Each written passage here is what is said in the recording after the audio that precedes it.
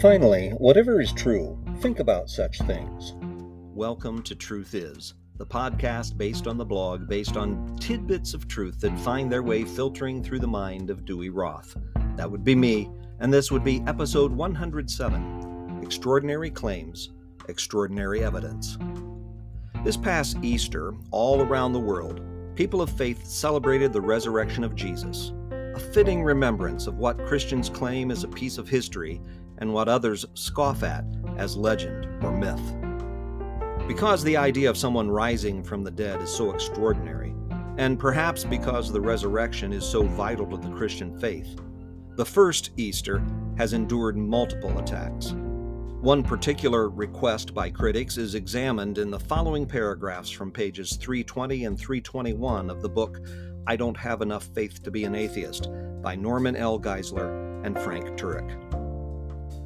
Some skeptics might admit that the resurrection is possible, but they say it would require extraordinary evidence to believe it. That is, since the New Testament makes extraordinary claims, such as miracles, we must have extraordinary evidence in order to believe those claims. This objection seems reasonable until you ask, what does extraordinary mean? If it means beyond the natural, then the skeptic is asking the resurrection to be confirmed by another miracle. How could that work? In order to believe in the first miracle, the resurrection, the skeptic would then need a second miracle to support it. He would then demand a third miracle to support the second, and this would go on to infinity. So by this criteria, the skeptic would never believe in the resurrection, even if it really happened. There's something wrong with a standard of proof that makes it impossible for you to believe what actually has occurred. If extraordinary means repeatable, as in a laboratory, then no event from history can be believed, because historical events cannot be repeated. The believability of historical events can only be confirmed by looking at the quality of the eyewitness evidence and the nature of the forensic evidence in the light of the principles of uniformity and causality.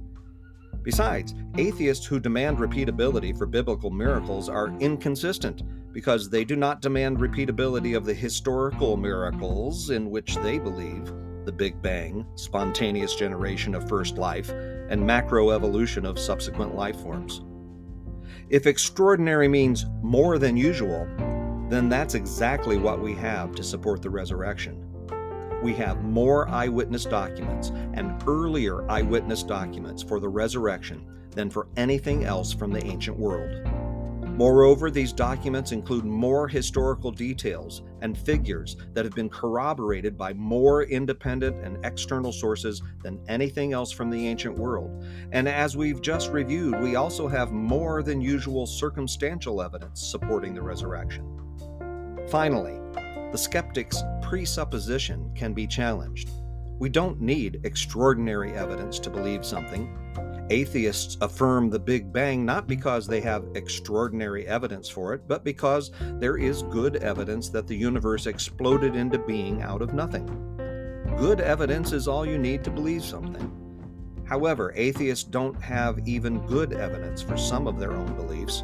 For example, atheists believe in spontaneous generation and macroevolution on faith alone. We say faith alone because, as we saw in chapters 5 and 6, there's not only little or no evidence for spontaneous generation and macroevolution, but there's strong evidence against those possibilities.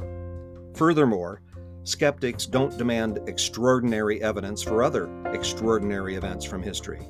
For example, few events from ancient history are more extraordinary than the accomplishments of Alexander the Great. Despite living only 33 years, Alexander achieved unparalleled success.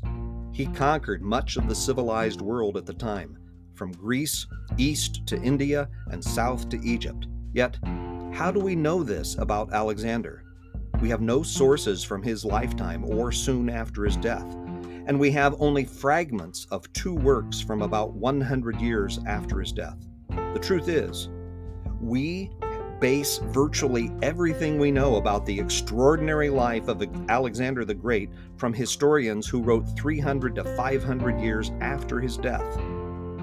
In light of the robust evidence for the life of Christ, anyone who doubts Christ's historicity should also doubt the historicity of Alexander the Great. In fact, to be consistent, such a skeptic would have to doubt all of ancient history.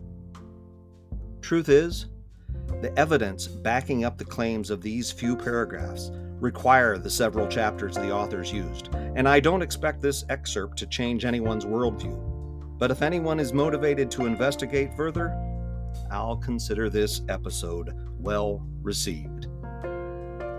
You can find the Truth Is blog by going to almostthetruth.com, where you can also find my contact information and learn about the humor blog, Almost the Truth. Don't forget to rate, review, subscribe, like, share, and talk about Truth Is, please. And thank you. My name is Dewey Roth. God bless us, everyone. Truth Is a production of Almost the Truth Communication Services.